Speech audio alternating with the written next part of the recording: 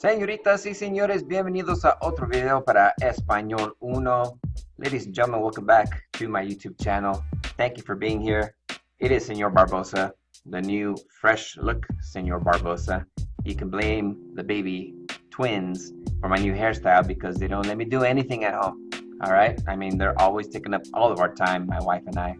And the reality is that getting ready in the morning, this shaves off, no pun intended, a few minutos from my busy schedule, and that's the way things have been. And so RIP hair, I suppose. But anyway, you're not here for that. Let's get right to it, ladies and gentlemen, because as I have mentioned, at this point in the school year, my time is very precioso, it's very valuable. So let's find out what we're doing here. I do believe this is Chapter 5B, Capítulo 5B, Spanish 1, and it looks like we are going over the Chapter 5B grammar. All right, so then let's get right at it, señoritas y señores. So let's fire up the textbook, and of course this is what it looks like right over here. And thanks for everything that you've been doing so far at this point of the school year. But ladies and gentlemen, we can't rest just quite yet because we're still trying to power through. And muchas gracias for checking in with Señor Barbosa. And of course, if you're in my class, don't forget to leave a comment for the points. Come back often to practice what we've learned. First lesson that we are going to be covering today is something called the verb venir. And that's going to be on page 256, página 256. So let's find out what we got to do here. In fact, let's fire up the PowerPoint. There it is. All right.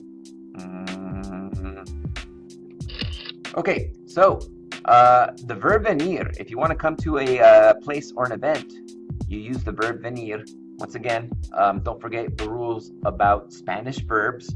This is your infinitive, venir, IR ending infinitive, all right? So make sure that you use the appropriate endings when you have to conjugate this verb in the present tense. So here's a couple of examples of the verb venir in its, in action. Pretend that somebody is asking, hey, what time are you going to come to the restaurant? ¿A qué hora vienes al restaurante? What time are you coming to the restaurant? And then, of course, the answer, or to answer that from a me, myself, I point of view, I am coming to the restaurant. Yo vengo a las 4 de la tarde. And so as you can see, the verb venir, when you conjugate it in the yo form, it's one of those go ending present tense yo forms that you have to watch out for. Okay, but let's take a look at all of its conjugations. There it is. Oh no, that's in English. Well, basically in English, this is what you're going to try to say. This is what we say in English, as you can see. I come, you come, he, she, it comes, we come, they come. And so in order to say all of that in Español, here it is, ladies and gentlemen. Yo vengo, I'm coming to a place or an event. Tú vienes, you are coming to a place or an event. If you're talking to somebody with respect, usted viene, you come, but in a formal way. Él viene, he comes to a place or an event. Ella viene, she comes to a place or an event. Nosotros venimos. Ustedes, ellos, ellas vienen. All of you, or they. And then, of course, you can see right there. So just about the adjustment that you have to make for the verb venir, if you want to change this around in the present tense, you're going to have to remember that the yo form is irregular, but everything else has the same endings as far as IR ending verbs that we've practiced, okay? Just like we practiced in the past. And so just watch out for yo vengo. Watch out for yo vengo, okay? Let's see, let's get rid of this. Anything else? Ooh, and I just got rid of the page that I was supposed to be on. So so there it is, ladies and gentlemen. That's all it is, the verb venir. When you want to say that somebody is coming to a place or an event, then that's the verb that you use. Vengo, vienes, viene, venimos, vienen in the present tense. It's your duty to memorize the conjugations for the verb venir in the present tense. Watch out for the yo form. It's a doozy. But then everything else should be conjugated normally, like we've learned with other IR ending verbs. A continuación, next up, señoritas y señores, we have the verbs ser and estar. This is going to be on página 258, page 258 in your textbook. And so, as you can see, this is the description that's in your book. But let me show you the PowerPoint that goes along with this. And yeah, this is going to be confusing to quite a few of you because, well, to be quite frank, they both mean to be. The verb ser and the verb estar, those are both infinitive verbs, but they both mean to be. Now in English, we only have one word that means to be, and that is just to be. All right. So the question is, when do you use the verb ser and when do you use the verb estar? And that's going to be kind of the tricky thing once you use one or the other. But then the other also tricky thing, that's also going to be throwing you a little bit of a curveball. They're both irregular verbs. So when you conjugate the verb ser and the verb estar in the present tense, you're going to have to not use the normal ER and AR conjugation rules. You're going to have to just memorize. You're going to just need to memorize their changes when you're using them in the present tense when you conjugate those verbs. All right, let's find out how to say to be in English. Well, I don't have to really show you. You already know how, but this is basically what we're going for in Español. I am, you are, he, she, or it is, we are, they are. But in Español, let's take a look at the verb ser. This is a little bit of a review because we've already used the verb ser. You've used it quite a few times, especially when you're trying to describe yourself or the kind of person that you are. Yo soy, tú eres, usted es, if you're talking to somebody with respect, trying to say you are, but in a formal way. Él es, ella es. Nosotros somos, we are. Ustedes son, you all are. Ellos son, ellas son, they are. Okay? So when do you use the verb ser in Spanish? Well, you're going to have to memorize these rules. All right? Use the verb ser to tell time and date. Son las 2:30. It's 2:30, okay? So time and date. Es el 20 de noviembre. It's the 20th of November, okay?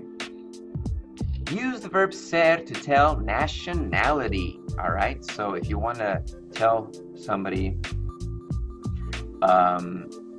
your nationality, yo soy americana, or in my case, americano. Él es puertorriqueño. Ellos son mexicanos. Usted es salvadoreña. Mi amigo es colombiano, and so on, okay? Use to tell where someone or something is from, place of origin, all right? So, tú eres de Nicaragua, you're from Nicaragua. Ellas son de Costa Rica, they are from Costa Rica. Yo soy de Los Angeles, I'm from LA, and so on and so forth. Okay, describing characteristics. Now, when you're describing people as far as their appearance and the kind of people that they are, yes, most definitely, you got to use the verb ser. Rebecca es alta. Rebecca's tall. Enrique y yo somos guapos. We are good looking. Yo soy simpático. I'm nice. Okay. Tú eres inteligente. You're intelligent. You see, so characteristics that generally don't go away, they tend to stick. In other words, these are more permanent descriptions of people. Okay. profession or job or occupation, it's what you do in this life. So when somebody asks you, what do you do? Then you describe your job, or you say you're a student. Use the verb ser in Spanish, okay? Just make sure that you don't say un or una. So don't say I'm a student. If you want to say I'm a student in Spanish, don't say yo soy un estudiante. Say yo soy estudiante when you're talking about career paths or your occupation or what you do in this life, okay? Yo soy profesora. In my case, yo soy profesor. Notice that I did not say yo soy un profesor. All right. Tú eres estudiante. I mentioned that earlier, but there it is right there. Okay, so drop the una or un. So once again, drop the indefinite articles un or una when you're talking about what you do for a living. All right. So that's the verb ser. And so now let's turn our attention to the verb estar. And once again, you have to memorize the verb estar and its changes in the present tense. You cannot go by the AR ending patterns that we've learned with other regular verbs, okay? Estar is also irregular. And as such, you have to memorize this. But we covered it before, and let's just refresh. Yo estoy, tú estás, usted o él o ella está, nosotros estamos, ustedes or ellos or ellas están. All right? So estoy, estás, está, estamos, están. Don't forget the accent marks here, here, and here. All right?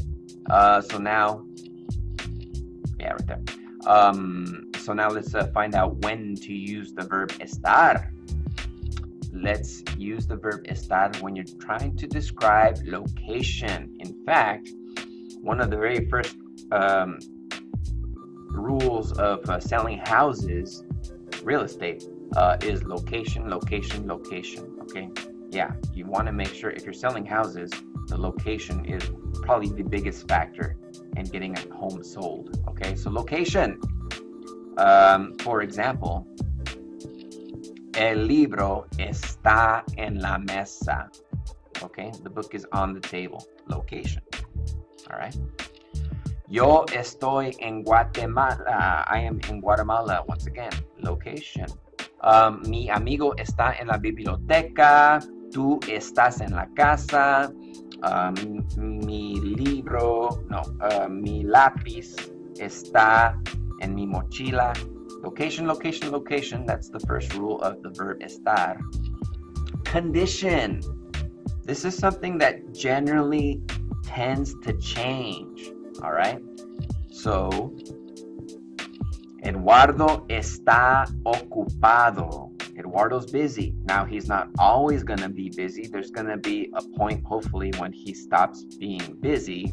And so that's a condition that tends to change because hopefully Eduardo isn't busy forever. Ana y Luisa están enfermas.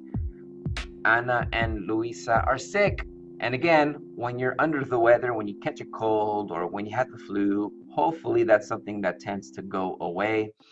And when you have a condition like being sick or being busy that tends to go away, use the verb estar. So just in general, just a rule of thumb, when you're trying to decide whether to use the verb ser or estar, ser is usually more permanent and estar is usually more temporary, okay? So just, that's a rule of thumb, like I said. So let's recap. You gotta know both the verbs ser and estar, they mean to be. The verb ser conjugated in the present tense is irregular. So once again, no patterns here. Soy, eres, es, somos, son. Estoy, or the verb estar, I should say, is conjugated again irregularly and no patterns there either. Estoy, estás, está, estamos, están. Use ser to talk about characteristics that generally do not change.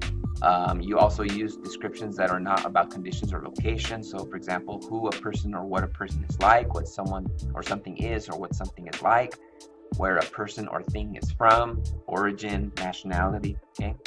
And then you use the verb estar for all of this right over here. Well, looks like the timer, I have a 15-minute limit, is ticking down. I gotta go. Thanks for watching, everybody. I'll catch you in the next video. Adios.